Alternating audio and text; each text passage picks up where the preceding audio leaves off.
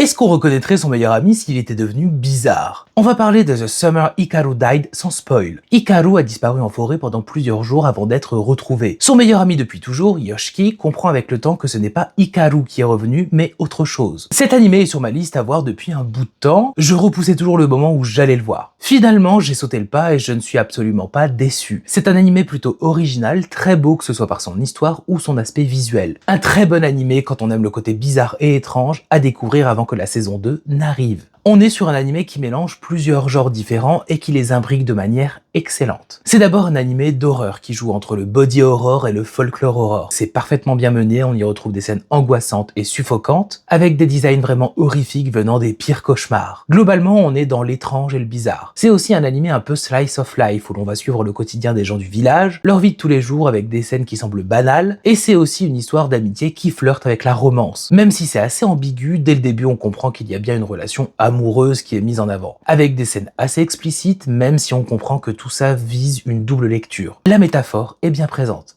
On a même le droit à des questionnements éthiques et moraux, c'est très mature comme animé. L'ambiance village d'été se mélange avec une ambiance beaucoup plus anxiogène, des touches d'humour et beaucoup d'émotions. L'univers est intriguant et se dévoile petit à petit. Niveau visuel, c'est un petit bijou, c'est très bien animé, avec un côté très cinématographique, de magnifiques couleurs, beaucoup de détails. On joue beaucoup sur les différentes formes et animations, comme sur le sentiment d'immersion avec parfois une vue subjective. Les doublages sont excellents, par contre les musiques sont un peu trop absentes.